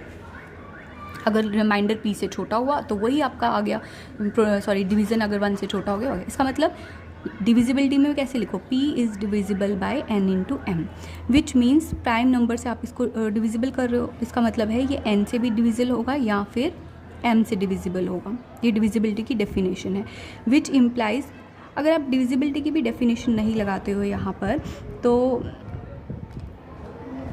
ये भी लगा सकते हो, ठीक है। तो हमारे पास क्या आ गया यहाँ पे, इसका मतलब हो गया आपने क्या किया, n इंटू एम को नॉर्मल प्रोडक्ट करोगे और p से डिवाइड करोगे, फिर जो भी इसका रिमाइंडर बचेगा वो आपका आंसर है। तो इसको ही आप क्या लिख सकते हो डिविजिबिलिटी में, p is divisible by n into M, which means either p is prime numbers के केस में या तो p इसको करेगा डिविजिबल होगा या तो इसको, ठीक है। अब इस चीज़ को ध्यान से पढ़ना, ये डिविजिबिलिटी की क्वेश्चन, ये n और m है क्या है आपके, n और m दोनों के दोनों p से छोटे हैं, ठीक है। एन और एम दोनों के दोनों जेड पी को बिलोंग कर रहे हैं आपके। जेड पी तो आपका क्या है, जेड पी आपका क्या है, जेड पी आपका इस केस में है दिस सेट 0 1 2 3, ठीक है। बट ये कह रहा है कि ये पी से छोटा है, प्राइम नंबर ये है, इससे छोटे वाले एलिमेंट्स लेने हैं यहाँ वाले, ठीक है। या आइदर 1 होगा या 0 होगा, ठीक है। अब मैं यहाँ पे कह रही हूँ कि एन और एम दोनों ही आपकी क्या है, पी से छोटे हैं। अब अगर यहाँ पर आपके पास है पी डिवाइड्स दिस, या P is divisible by N, इसका मतलब होता है N can be written as P into some integer. But ये दोनों का प्रोडक्ट इस केस में क्या है, ये दोनों आपके एलिमेंट्स हैं किसके, बेसिकली एन आपका एलिमेंट है जेड पी का, ठीक है। इन दोनों का प्रोडक्ट किसके बराबर आ रहा है, 0 के बराबर आ रहा है, क्योंकि इसमें एडिशन जब भी आप मल्टीप्लिकेशन मॉडुलो कर रहे हो, ठीक है, नॉर्मल नहीं आएगा, यहाँ पे भी मल्टीप्लिकेशन मॉडुलो ही आएगा, ठीक है। तो यहाँ पर आएगा मल्टीप्लिकेशन मॉडुलो जो भी आ रहा है, this will be equal to 0। Now this multiplication modulo is equal to 0, इसका मतलब n इज इक्वल टू 0 और m is equal to 0। m के साथ भी सेम यही कंसेप्ट लगा लो। आई होप आपको समझ आ गया होगा, ठीक है। सो इसी तरीके से p is divisible by m का मतलब हो गया m can be written as p into some integer का प्रोडक्ट, ठीक है। प्रोडक्ट की जगह पे यहाँ पर आ जाएगा multiplication modulo into that this let this that integer भी m1, ठीक है। अब ये दोनों एलिमेंट्स कहीं बाहर के थोड़ी होंगे, ये दोनों एलिमेंट्स आपके किसको बिलोंग करें, जेड को बिलोंग करें। बट जेड में ऑलरेडी आपने क्या किया, इन दोनों का प्रोडक्ट जो है that is equal to 0। So इन दोनों का product is equal to 0, so m is also equal to 0। तो इसका मतलब है जब भी आप प्रोडक्ट 0 ले रहे हो तो either n is equal to 0 और m इज इक्वल टू 0।